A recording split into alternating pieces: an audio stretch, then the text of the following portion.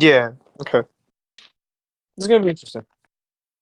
I'm really interested in what's it called question. Uh, in Frank Turek's question, actually, do you believe in the PSR? I'm really interested in that question. I want to know if he does.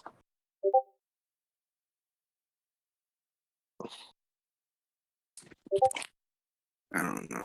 Who's the most formidable theist you know? Yeah, that's a good one. I was just in a VC there. Yeah, Oppy is a Calvinist. Yeah,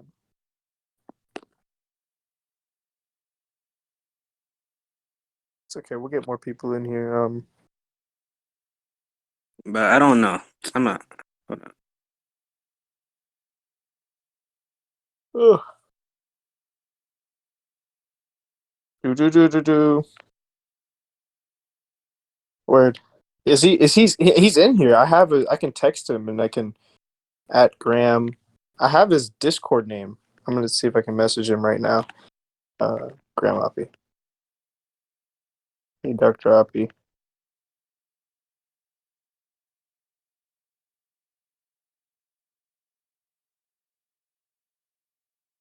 And if this goes well too, we'll have Lawrence Krauss and because I can get in touch with Lawrence.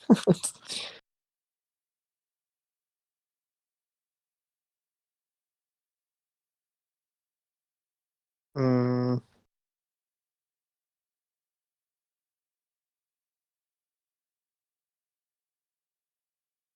down to get the VC.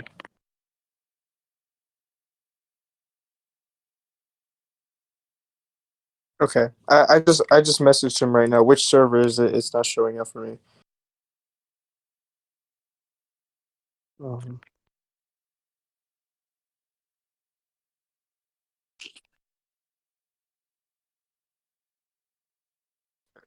there we go.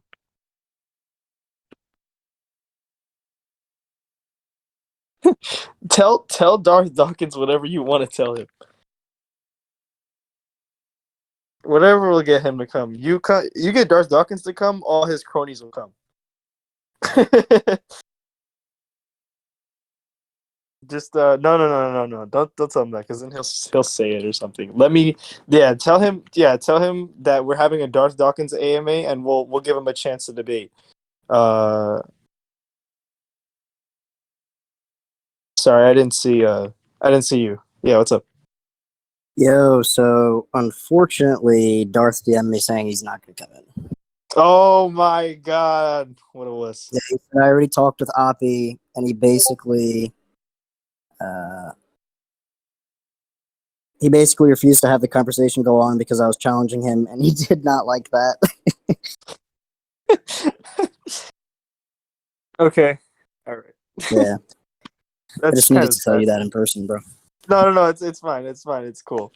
If not him, maybe we can get one of his cronies in here or something. But definitely, oh, strong atheist, in here.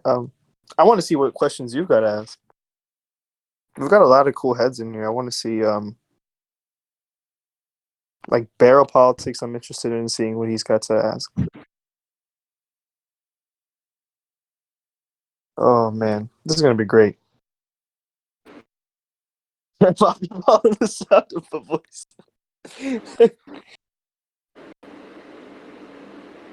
Wani, please give me good news.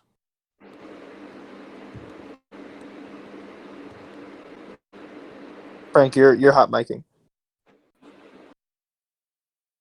Sorry. No, you're chilling. You're chilling. You got any theist who wants to come in and debate him, or is it going to be strictly AMA? Because he's fine with debating people. He's debated people in AMAs before, and he doesn't really care. Oh, here he is right now, actually. All right, cool. Get me out of here. Got you. There you go.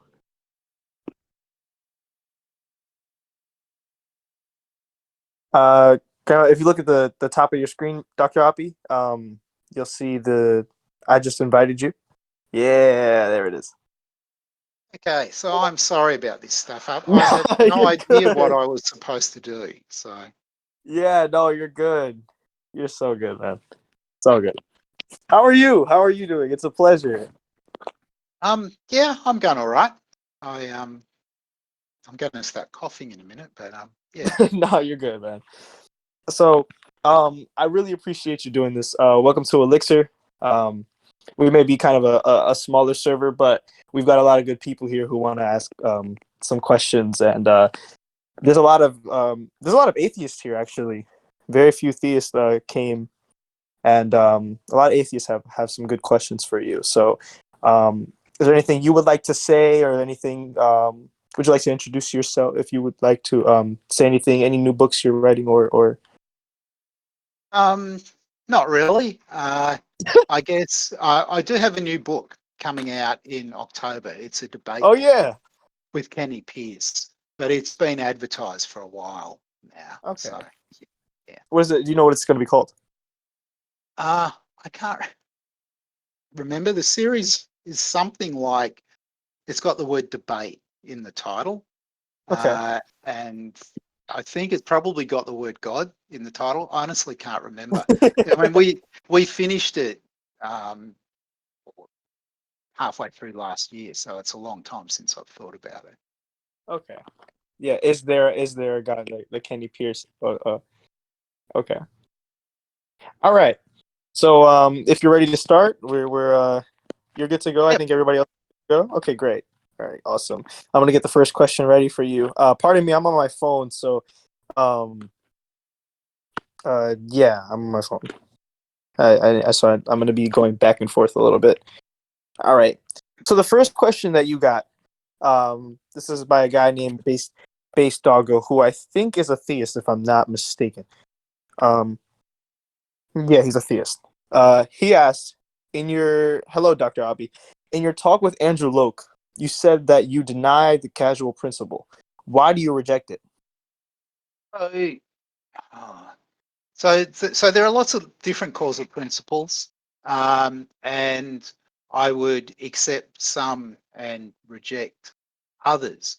So the causal principle, since we're talking, I mean, I guess the context there is Kalam cosmological argument, and the causal principle in the Kalam argument, the one that Craig initially formulated, is Mhm. that anything that begins to exist has a cause.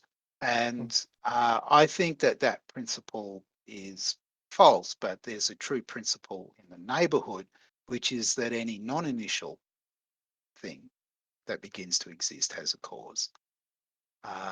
And in my view, the initial state of natural reality, I mean, there is an initial state, so in some sense, natural reality begins to exist, but it doesn't have a cause. Everything within natural reality that begins to exist, things like you and me, we have causes. Mm. Why wouldn't you? But I think he was more focused on why would you deny that? Like, are you certain of something like that? Like, would you say like we are? I'm trying to figure out how to formulate this question. I'm sorry. Because from what I'm hearing, it's almost like you're saying that the universe itself has no cause. Why would you say something like that?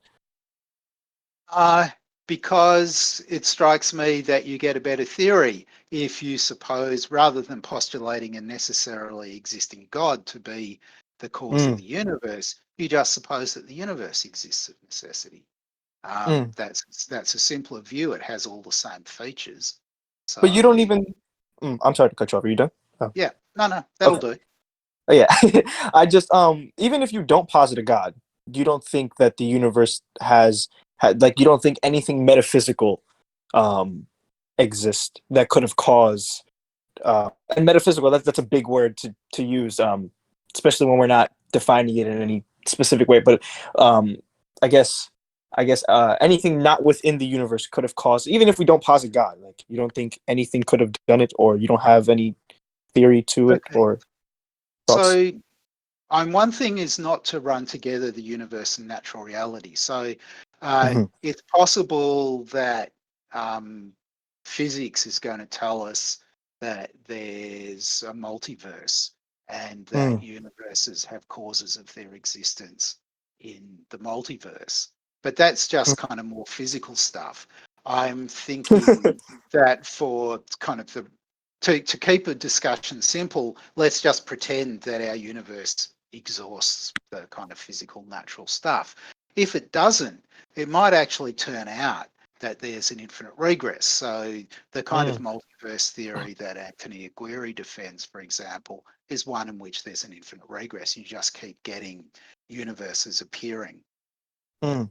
all the time. Okay. And those universes will have causes in that background space. Now, um,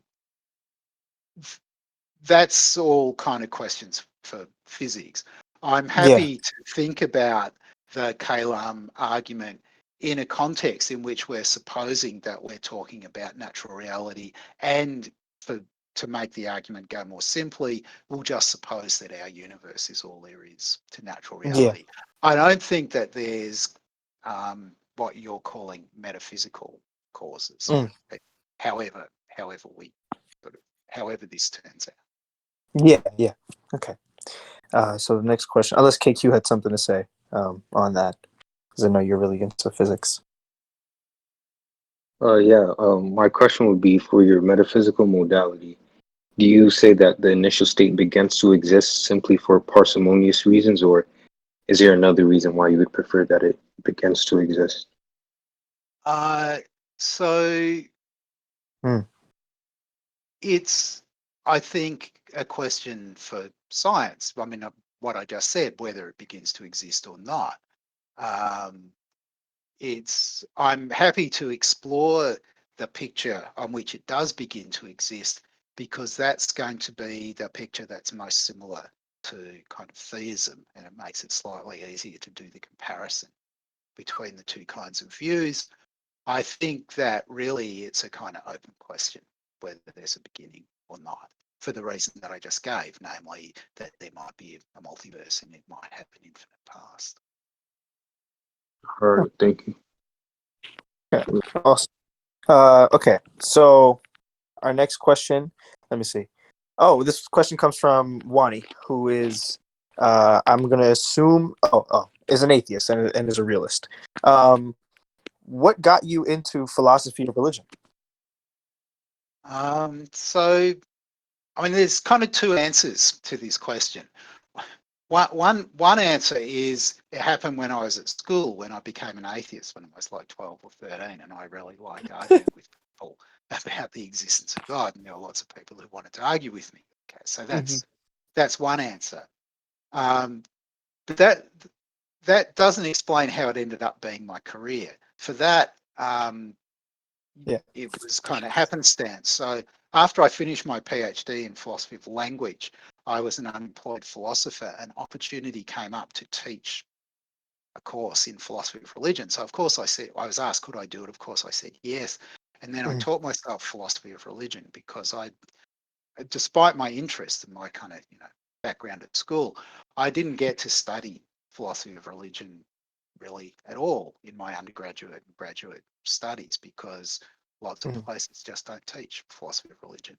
But anyway, Mhm. here I was teaching it, and I wrote some publications, and then I got a postdoc, and I wrote a book, and by then I'd kind of established that I was a philosopher of religion, but it just sort of happened as a series of accidents.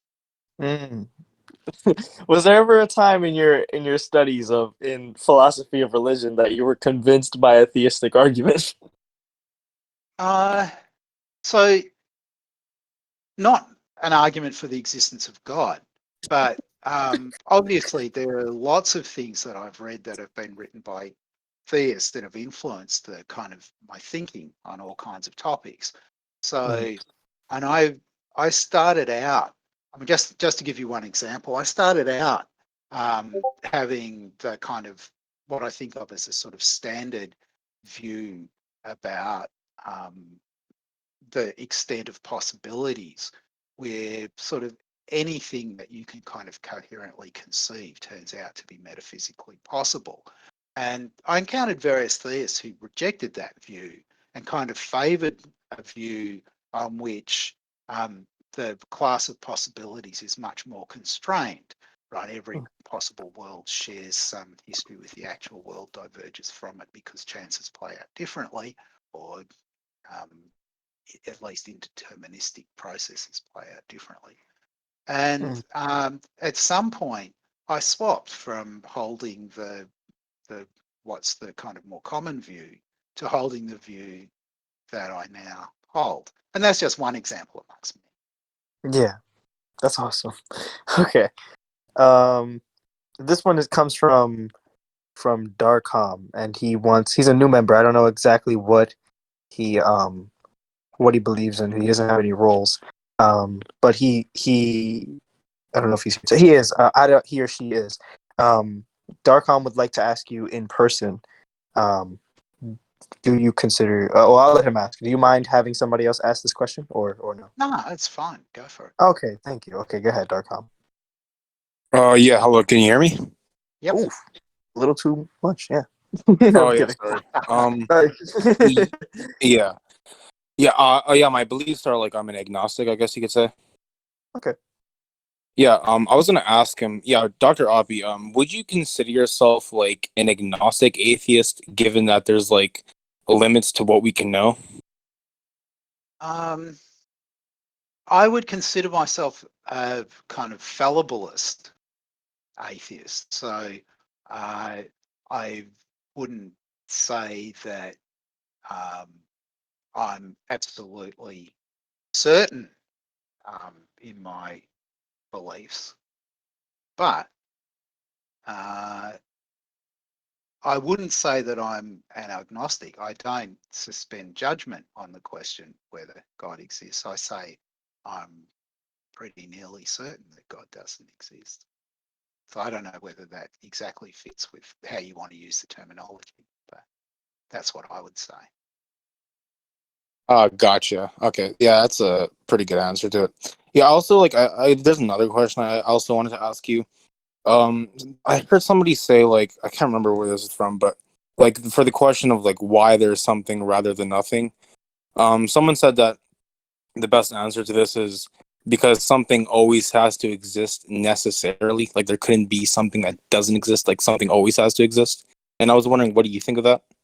So my answer to the question why is there something rather than nothing is because there has to be, right? So there's and that falls out of the account that I gave of possibility, the one that I now accept, right? Every possible world shares some history with the actual world, diverges from it. That means there's got to be there's no empty possible world. There's no possible world where there's nothing, because that's not part of our history, right? Part of the history of the actual world. So That's a really good answer. So that's the answer I like. That's a really good answer. I'd probably like agree Hmm. with that, honestly, like quite a bit of it actually. Dr. Abbey, you don't think that there could be it isn't possible for our universe to, for example, like the universe could tear, rip into shreds, or expand to. I think the theory goes the universe is going to expand so wide where it tears, and we'll get the big tear. You don't think after that there could be nothing, for example, or the universe could have never came into existence? You think it's necessary for the universe to exist, So or am I understanding? so one half of that, it couldn't have been that the universe didn't come into existence, because every possible world shares some history with our world. And the first thing that happened, the very first state, there's the universe in the initial state. So the universe is going to be there. The question whether everything might come to an end is a different question. Yeah, yeah, that's why I changed. There are various ways that could go. Maybe there's a kind of collapse and a big crunch, or maybe there's a big tear. I mean, that first thing seems unlikely on the kind of evidence that we've got. And Yeah. the speculation about a big tear is not something that I've come across before, but sure, if physics turns around and says it's all going to come to an end, well then, yes, that won't mean that it wasn't necessary that the universe exists. It just means that it was necessary that it existed for a kind of finite amount of time. Okay. Thank you. Um, So our next question comes from Base Doggo again. What are your thoughts on infinite fair lotteries, and do you think they're possible in principle? I don't know. Okay, so this is a really good question. Um, you might have thought straight off that there shouldn't be any sort of conceptual problem with an infinite fair lottery, but once you try to think about what the odds are for a single ticket in an infinite fair lottery, it seems as though there's no satisfactory answer to that question from within standard mathematics. Because if you say 0, then it ends up that the kind of sum of all of the probabilities is 0 when it should be 1. If you say that it's epsilon, where epsilon's some finite quantity, then you don't get probabilities that sum to 1. So if you're going to make sense of an infinite fair lottery, you've got to buy into some sort of non-standard mathematics, which you can do, right? You can have some sort of theory on which there are infinitesimals, and then you can suppose that there's a kind of infinitesimal, so non-zero, but also not finite probability that attaches to each of the tickets, and you can have the sum of the infinitesimals be 1. So the question kind of, I think, comes down to whether you want to branch out and accept some kind of non-standard mathematics or not. Okay. Our next question is, if you were to, I think he sort of answered that already. What are your thoughts on necessitarianism? So if on the idea that everything's necessary, so the kind of Leibniz picture, Yeah. there's just one possible world, so you kind of total modal collapse. Yeah. So I guess I would prefer that didn't turn out to be true. I think that I suspect that it doesn't turn out to be true, even given my views about the kind of necessity of the initial state and the laws, because I suspect that there's indeterminism, quantum indeterminism. Now, that's not uncontroversial, but assuming that there is indeterminism, at least at the quantum level, and it can kind of funnel up to the macro level, as we know from, if for example, Geiger counters are an indication of genuine indeterminism, you could use a Geiger counter to determine your actions in a way that would make them completely unpredictable and sort of not determined over the long term. So my hunch is that necessitarianism is false and that physics tells us that it's false, but that could be overturned by future physics or just by kind of settling on the question about how to interpret quantum mechanics. If that happened, I don't know, I might be inclined to reconsider the idea that everything about the initial state was necessary. I think the existence of the initial state would be necessary, but maybe it's then just got some kind of brutally contingent features. I guess that's a kind of indication that I don't really like the necessitarian picture, but Okay. This is a good one because I think he answered convincing argument for theism already. Is defining people according to race a social construct or a biological category? hey, so that's a different kind of question. Yeah, it's different. So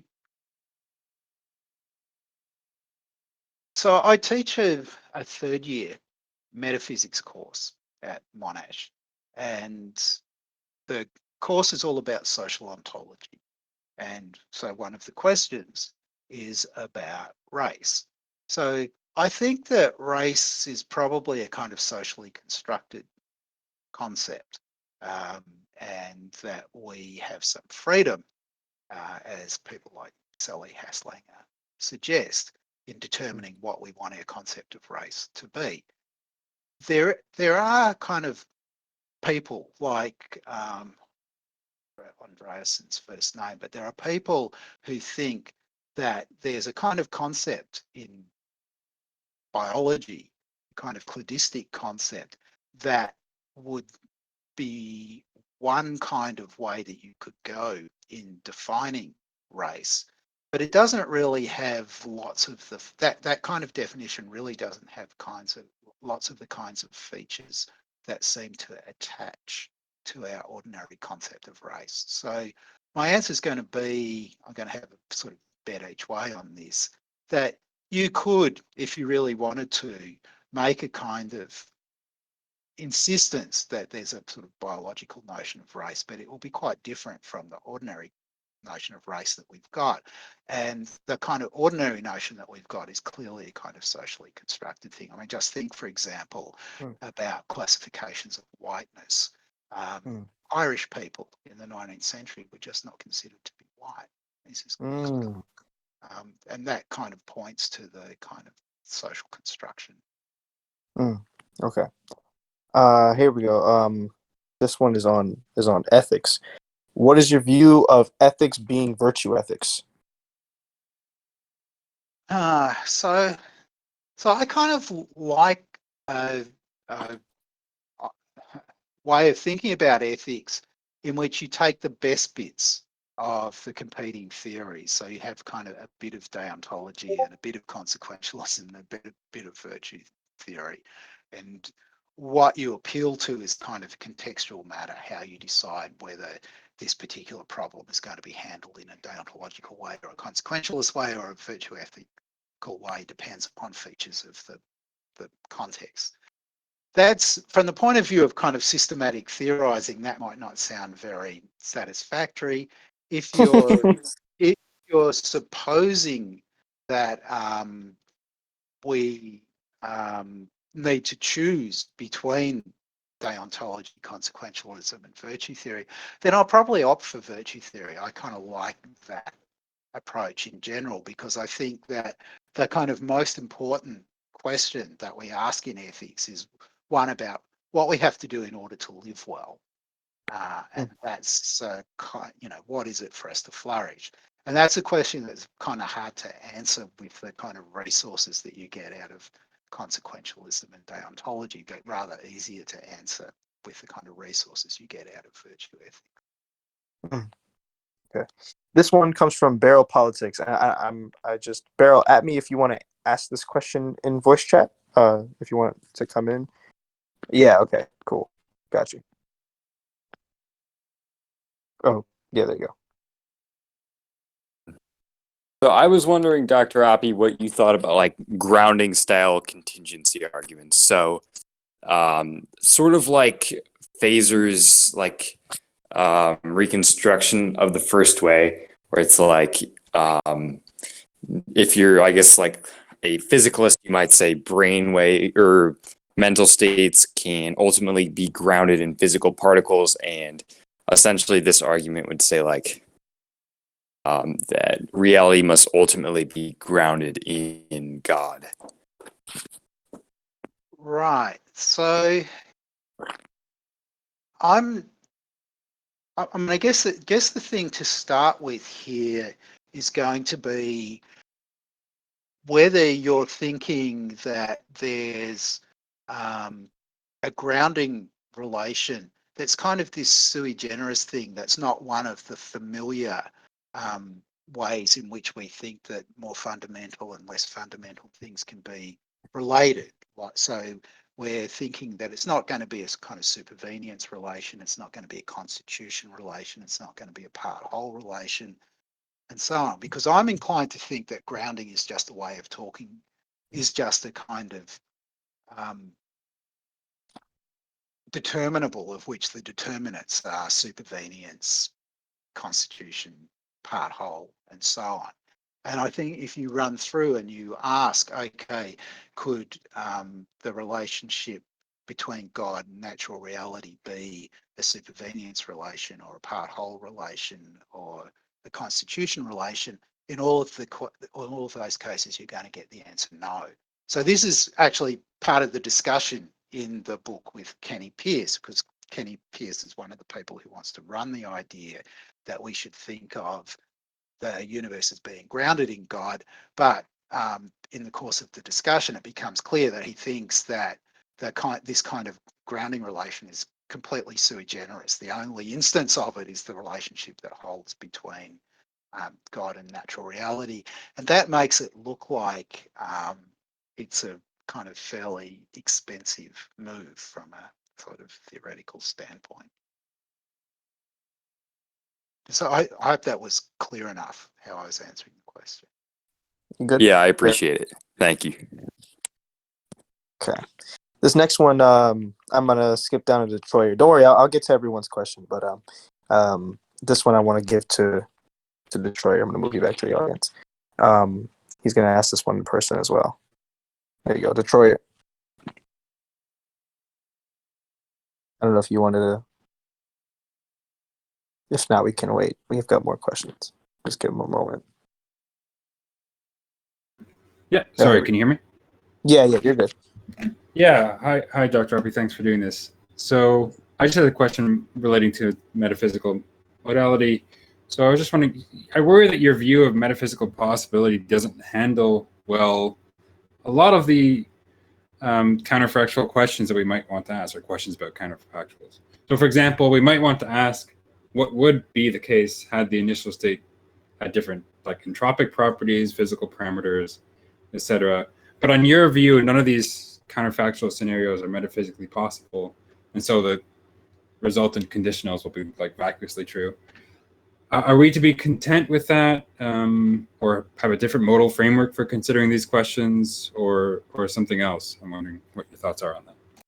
So if you're going to go with the kind of view of metaphysical possibility that I've got, you're going to want to have something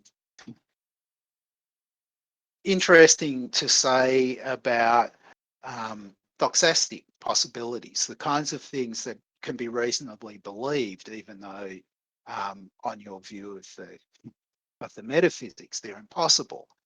This is a kind of familiar thing in philosophy of religion. Once you start thinking about modal ontological argument, if we kind of agree that on the claim that necessarily if God exists, then it's necessary that God exists, then there are going to be two options here. Either God exists of necessity, or it's impossible that God exists. And if we're going to think about what people are disagreeing about here, but we want to represent their views as in some sense possible, it can't be that they're both metaphysical possibilities. So they're going to be kind of like doxastic possibilities or something like that. We've now moved away from talking about what's metaphysically the case, and we're just talking about our ignorance. So, or that on which we can't agree. We don't agree about what the range of metaphysical possibilities is, but that's not going to stop us from having the kinds of conversations that we want to have. I can still have a conversation with somebody who thinks that there's that the way that they think about things, there are many more metaphysical possibilities than I allow. It's just that we kind of reconstrue the discussion, at least from my point of view, so that we're talking about merely doxastic possibilities instead. Yeah? Yeah, fair enough. I guess it just seems unintuitive maybe to think that, you know, if we're asking, it's not even a metaphysical possibility that the initial state had been even slightly different, like slightly lower entropy, or some parameter even slightly different than it actually was. So, I mean, I guess the questions about what's intuitive really kind of swing with what you think's the case. Right. So, if my view was right, then it would just turn out that those things are kind of merely doxastic possibilities. If my view is wrong, then it might turn out that they're metaphysical possibilities. It depends upon what you replace my view with, or what you think is the competing position. Right? I mean, the thing about what seems intuitive is that it's kind of highly subject specific. What's intuitive to one person isn't in the least bit intuitive to other people. Yeah, that's fair. I mean, I obviously I agree. Intuition only goes so far. I'm wondering if I could just ask another quick follow up, if that's all right. Sure. Yeah. Yeah. I was just wondering because you also mentioned that, like, oh, if your view turns out to be right, what, if anything, would make this account correct? It seems I'm not sure. Do you think there actually are like objective laws of metaphysics or something that would resolve these So, sorts of so when you issues? say what would make it correct, I guess I'm a realist. I guess it would just it would just be how things are and must be. Fair enough. Yeah. Thanks very much. Okay. What an answer. All right. Thank you, Detroit. All right, we got another one. This one comes from atheist Frank Turek. I want to know. Raise your hand if you want to ask your question in the VC, Frank Turek. Or I'll give him a moment. See if he wants to come through and ask this question, or I'll ask it for him.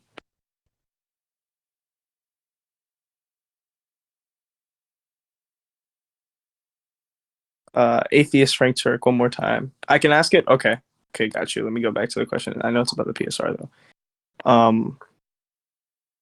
It was, sorry, like I said on my phone. Okay, great. So his atheist Frank Turk's question is, do you believe in the PSR? Why or why not? So I certainly don't believe in the PSR. There are lots of principles of sufficient reason. Or do you Stronger. believe? Yeah, I'm sorry. And I accept something like the following version, that everything that's contingent.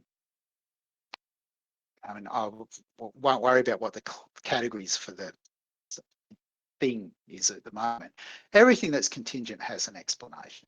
It may not be a complete explanation. So if there are indeterministic causes and you have indeterministic events, then you don't have an explanation for why you get one outcome rather than another.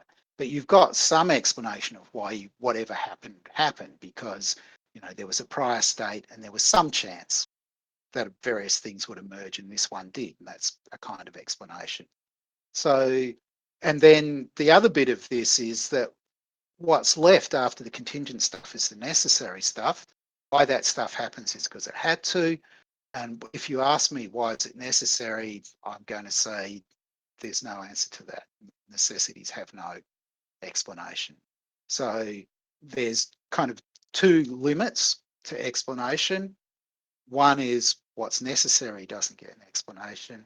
And two, if there's indeterministic stuff, that doesn't get an explanation. But everything else does.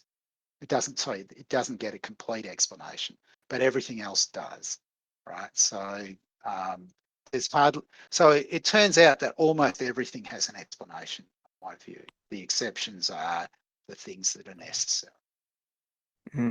I have a follow up on that question. Somebody has a follow up question on that thought. If you don't mind, I'm gonna add them right now. There we go. His name is Shaman. I was just going to clarify if you affirm strong PSR, but I think you just clarified it in your last sentence when you said that you agree that every contingent thing has an explanation, but necessary things don't. Yeah. Okay. All right, perfect. Thank you.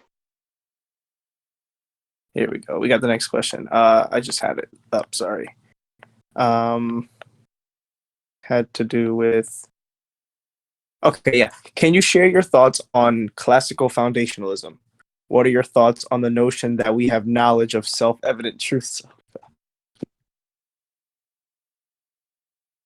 Okay, so So just to give you some, Okay, yeah. So I don't think that uh, that anything is self-evident, right? So oh, I mean, sorry. there are things that are evident, but there's nothing that's self-evident.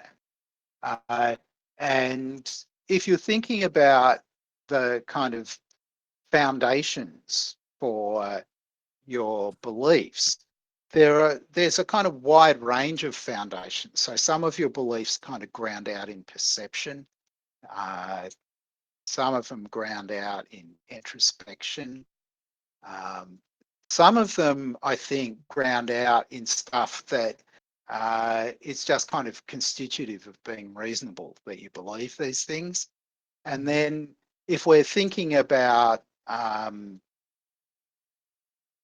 within the stuff that grounds out ultimately in perception, the biggest source for your beliefs, the biggest foundation for them is going to be testimony, what other people tell you. And of course, how you deal with testimony is a very complicated story, right? But there's a bunch of kind of sources for your beliefs. And what's important about the kind of sources for your beliefs is that they make contact in various ways with the universe, with the world in which we live. Is that story exactly a foundationalist story? I'm not really sure. If you go and you read Quine and Ullian on the Web of Belief, it sounds very like the story that they tell, and yet their view is kind of considered to be a kind of classical coherentist picture. I guess I'm not very worried about the labels. Okay. Sorry. I have our next question. Um, uh, sorry, I just have them up, and it always goes away every time. This one. What are your thoughts on Aquinas's participation metaphysics? What? He didn't even finish what he was writing. And participationist theories in general. Okay, I'm going to need some help with this one because I'm not sure what the question's asking. I don't know either. He didn't finish. It's talking about Aquinas's participation So, metaphysics. so, What are your so that thoughts? that could be something like a theory of something like a kind of Aristotelian view about universals, but I'm just guessing. I don't know what the question's Yeah. asking. Okay. What are your opinions on Arthur Schopenhauer, if you have any, on his work? So I tried really hard to read The World as Will and Representation when I was a student. And so I still own a copy of the work. It's on the shelf in my office along with hundreds of other books, but I just couldn't get through it. So I'm not very well placed to have an opinion. I've just found the work incredibly difficult. Okay. The person who will ask the question on Aquinas, uh, he he said he can clarify it if you don't mind. He said he's here Yeah, to clarify. sure. Who's this Andrew Lope person? Hold on. Let Ethan go first. Here we are.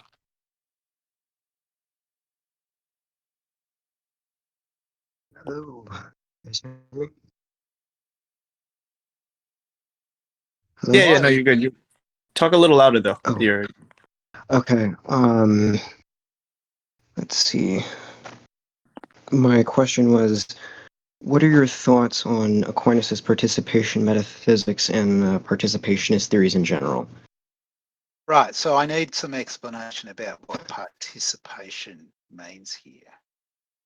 Yeah, participation for Aquinas, he clarifies this in his commentary on the Hebdomades, and basically he just says, it means to receive something in another. So like say you have the subsisting form of whiteness, and you have different instances of whiteness, and that perfection is realized in different limited things, and because they receive that perfection, they are said to participate in it. Does that make sense?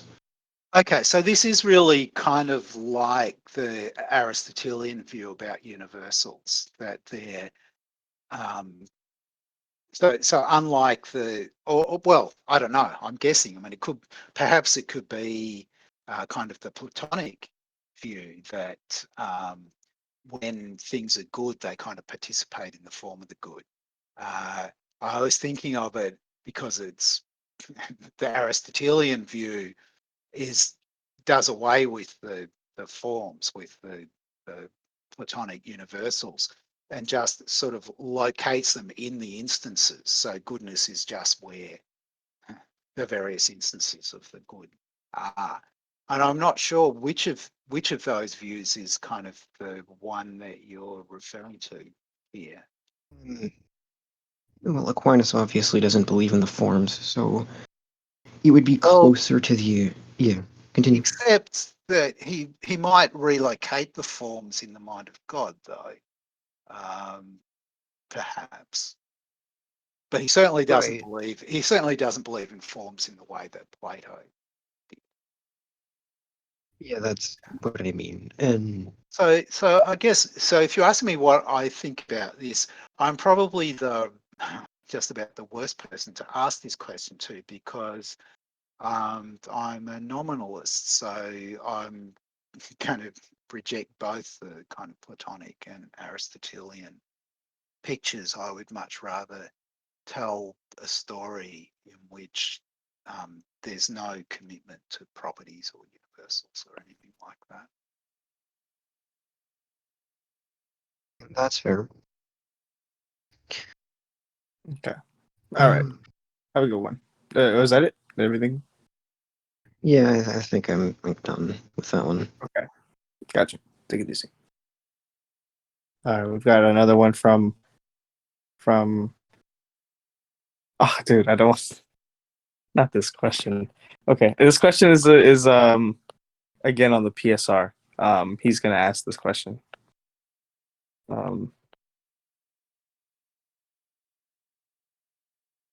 This one is by Andrew Loke, or username Andrew Loke. There you are. Hello, Dr. Oppy. Do you think that the causal principle is a subset of PSR? Yeah, And if buddy, you're done. Sorry about that. People are trolling. What are your views on time? Do you believe in tenseless or tense theory of time? So I guess I find the whole debate about three-dimensional versus four-dimensional, or tense versus tenseless, rather confusing. It seems to me that you can kind of move backwards and forwards between speaking one way and speaking the other, and that you can translate anything that a person who thinks they're committed to one way of speaking into something that will be acceptable to the person who speaks the other way. So I'm not inclined to think that there's a huge amount at stake, unless it turns out that there are kind of reasons from physics for thinking that four-dimensionalism's got to be right. There I'm thinking not about arguments from special relativity, but about arguments from general relativity. Maybe there's a kind of reason there, but I'm not very much fussed about that dispute. Okay. We've got another question by Todd Howard. I don't know if Todd, are you did you want? Oh wait, no, this one's just about.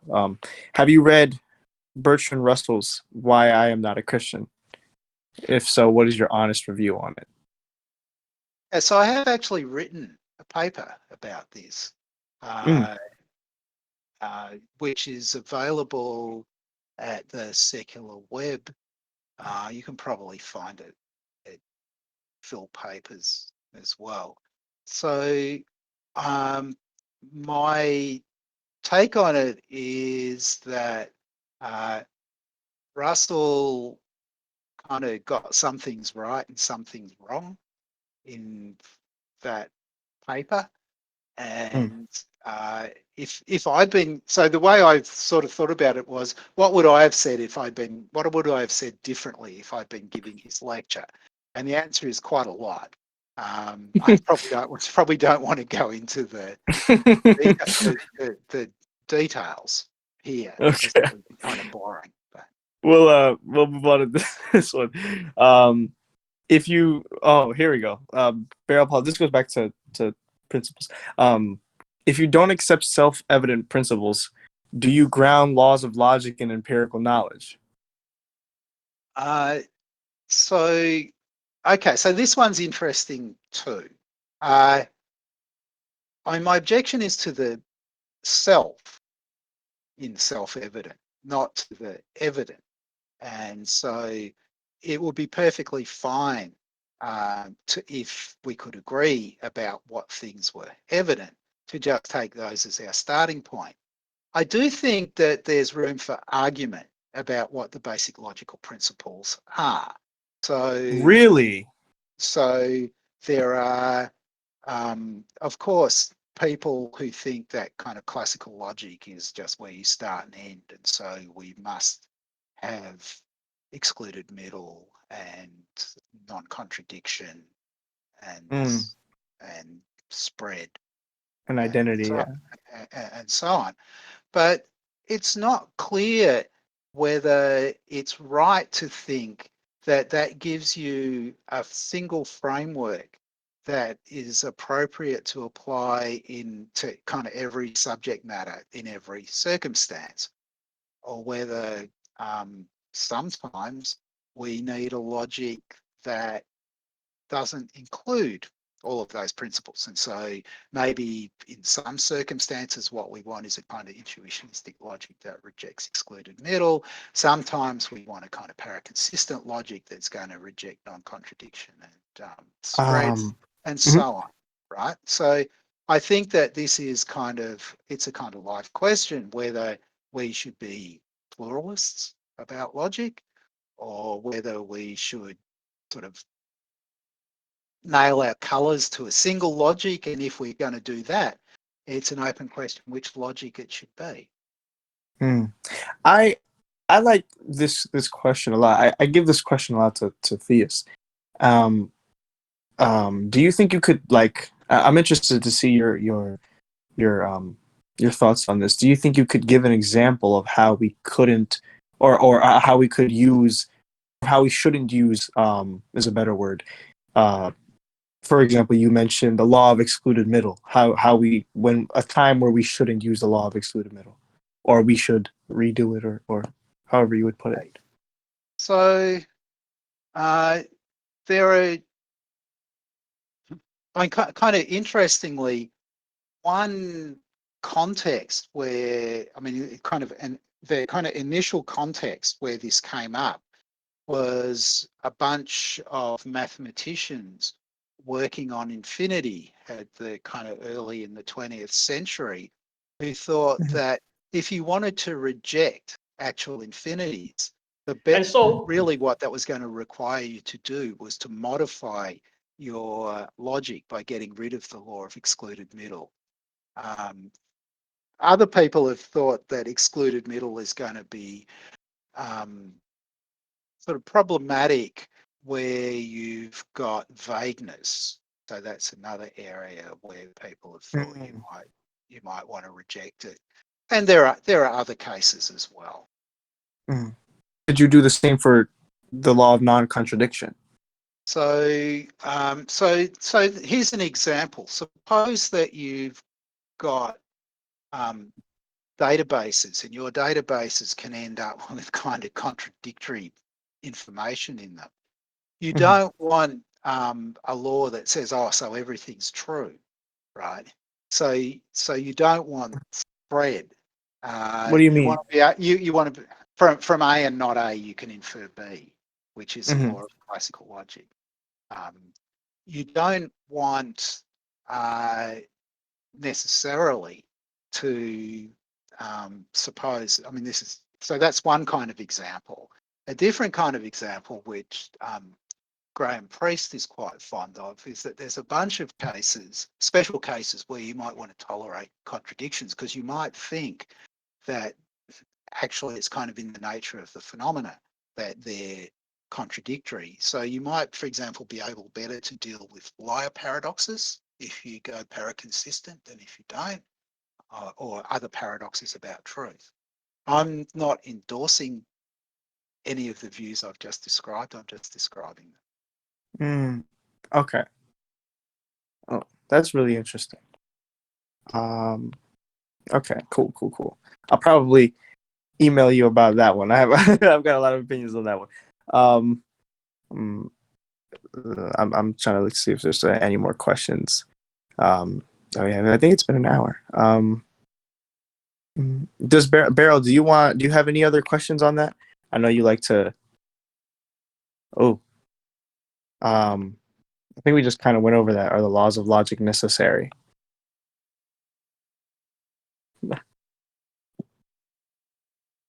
Yeah, we just kind of went over that.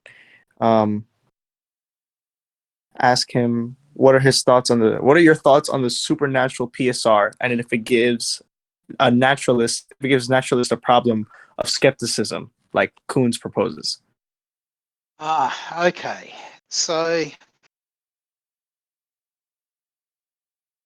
That was asked by I'm not. KQ. This is going to be really hard to discuss. So back in the 90s, Rob ran this new cosmological argument, a kind of metaphysical argument, and I wrote a reply to it, which I argued that it didn't work. And a few years later, he produced this new paper in which he argued that the way that I kind of responded to him and to other cosmological arguments committed me to a kind of skepticism, and he had a very complicated argument. So this is maybe it's in the very first volume of Oxford Studies in Philosophy of Religion. I can't remember exactly where he published it. And it's an incredibly complicated argument. And I argued, unsurprisingly, I argued that he was wrong. And that there was nothing in my view that committed me to skepticism. I think that that's still true. However, that argument has kind of had a rerun recently where Rob's teamed up with Alex Proust, and they're kind of rerunning the argument. I don't think that there's any short way of kind of encapsulating my objection to what they say. The kind of devil is all in the details of the argument. So I'm sorry, this is a bit disappointing. I'm kind of ducking trying to give a direct answer to the question because I just think It's okay. too complicated to try and give it on the spot. No, it's okay. They can just go watch a debate or something. I don't know what to tell them. Or you can come back for another if you'd like to. Thoughts on mind physicalism? So yeah, this is an interesting one too.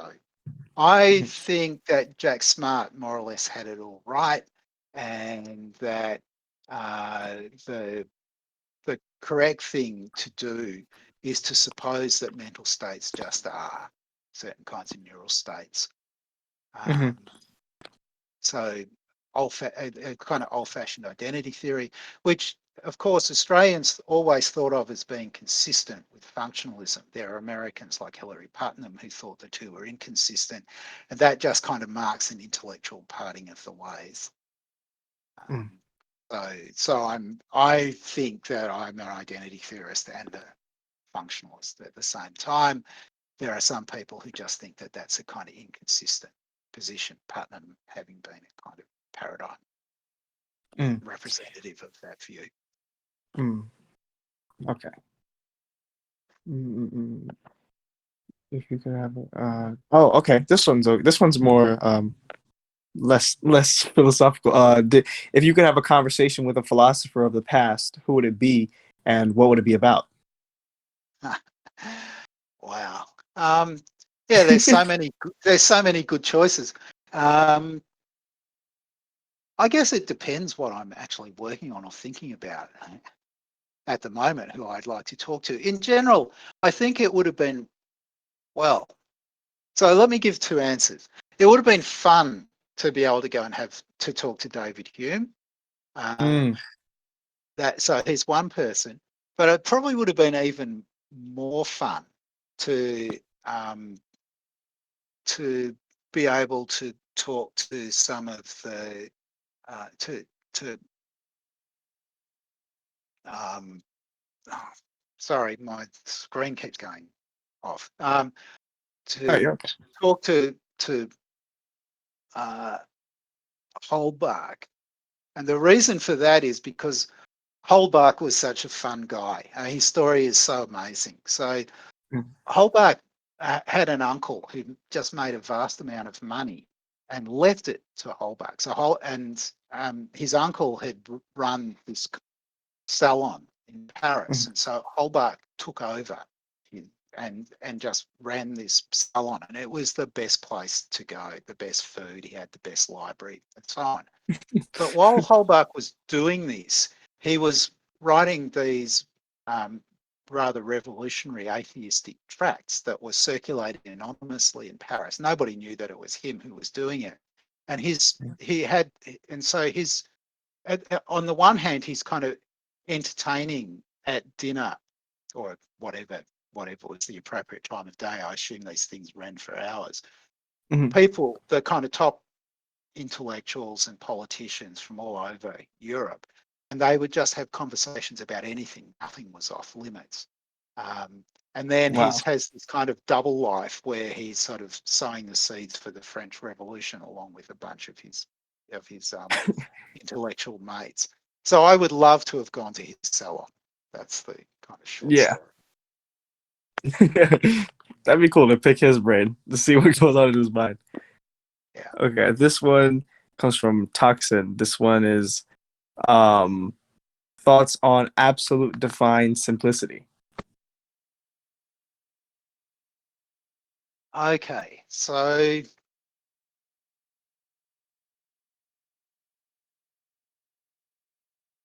some background first. So I wrote a paper in the late 90s defending the coherence of our version of divine simplicity. So Richard Gale had, in his book on the existence of God at the beginning of the 90s, he kind of dismissed divine simplicity as just kind of obviously kind of incoherent rambling. And so I took that as a challenge. And so I produced this version which I thought wasn't incoherent. Basically, the idea was to take God to be the truth maker, the sole truth maker for all the different claims that you make about God, that God's omnipotent, omniscient, perfectly good, and so on. And that idea got picked up independently by Jeff Brower and some other people a few years later. And so it's a view that's out there. It's not quite defending the doctrine of divine simplicity in a way that people who are really into Aquinas or some of the other scholastic philosophers would want to defend it. I think it's kind of trickier from my point of view to give a different kind of defense, because if you want to take seriously the idea that there are kind of no real distinctions in God, so we can't distinguish substance from accidents, we can't distinguish one accident from another. It requires a whole lot of metaphysics that I don't buy into, right? Because I'm a nominalist and so on, and so it gets kind of harder. I'm not inclined to say absolutely that it's kind of incoherent, but it does make a lot of assumptions that I'm not inclined to accept. Okay. This one comes from somebody named Yuri. He's gonna come up and ask you this question. There we go. Yeah, there we go. Hi, Yuri. You hear me? Yeah, you're loud and clear. So, I have like two questions. So, I was curious on whether or not you are familiar with in my career we have like a lot of philosophers who focus on like epistemology, but I was personally curious on whether or not you're familiar with a philosopher named Gang Xinju in his views on modal epistemology, uh, uh, relating to modal realism, and also what I want to know what your views were on modal realism in its entirety. Still my question. Okay, so let's start with the second question. So modal realism is, I think, is kind of patented by David Lewis.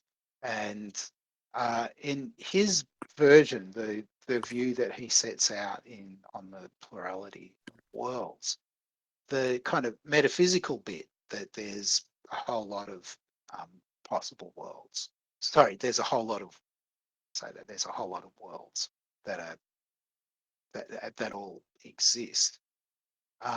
Is paired with counterpart theory, an account that delivers back the ordinary modal claims that we make. So for Lewis, when I say that it's possible that I'm asleep right now, what makes the claim true and what it means is just that there's at least one world in which there's a counterpart of mine who's asleep right now. Now, that account of our modal discourse and what makes it true is not something that I'm inclined to accept. And so I'm not inclined to accept Lewis's modal realism So because I'm not inclined to accept his counterpart theory. If you don't accept the kind of counterpart theory, the kind of speculation about the world becomes kind of pointless, right? The reason why Lewis wanted to invest in the worlds is because it provided resources that he could then use to give accounts of a whole lot of philosophical issues beyond accounting for our modal talk, right? I would rather take the modal talk more seriously and suppose that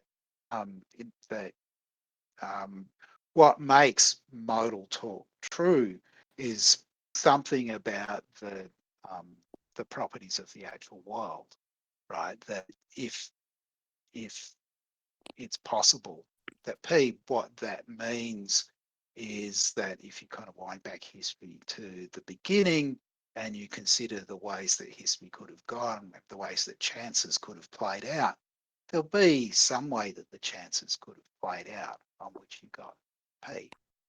And I prefer that story to the kind of Lewis counterpart story. On the other question about the Korean philosopher, I'm sorry, I'm not familiar with his work. oh, that's fine. He's mostly popular in Korea, so you don't have to worry. But I just have do you think that your view on modal realism will change given discoveries in physics? So like I know modal talk is con- the conceptual, but I want to know if you think that discoveries in physics will change that. I think it unlikely, though. I should say that the view doesn't depend upon there actually being an origin, right? So the view just says that possible worlds share some history with the actual world and branch off because the chances play out differently. It will turn out if the actual world has an infinite regress, as it might, for example, if there's a multiverse with a kind of infinite past history.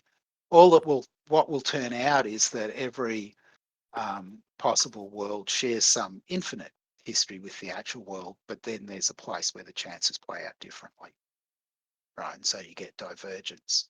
So I'm not sure that the view is going to be vulnerable to physics, right? I mean, I'm of an open mind about whether natural reality involves an infinite regress or not.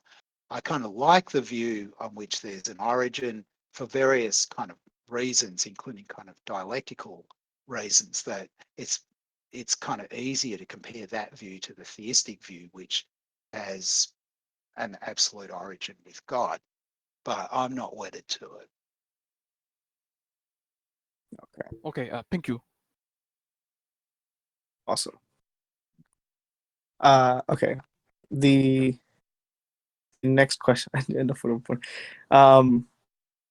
Okay, so this question is kind of funny. Who do you think in your history of debating people or just people you've seen online, who do you think was the most formidable theist?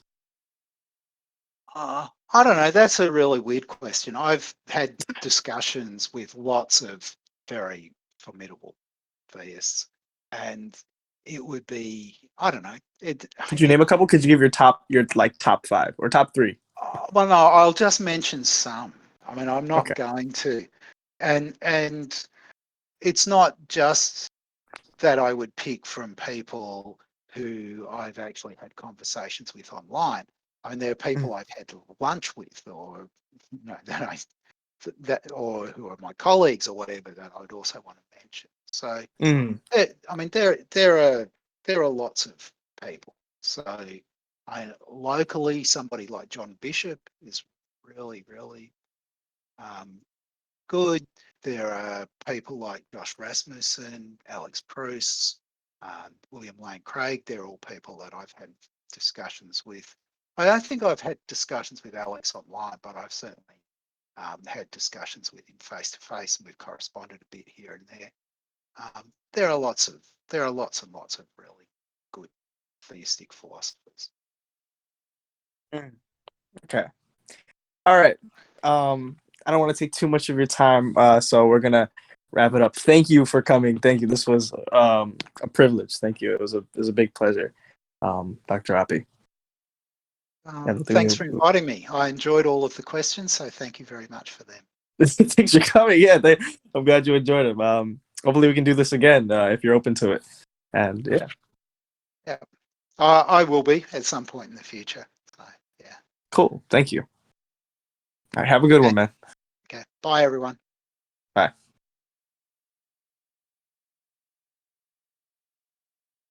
Holy shit! Did we just do an AMA with Dr. Oppy?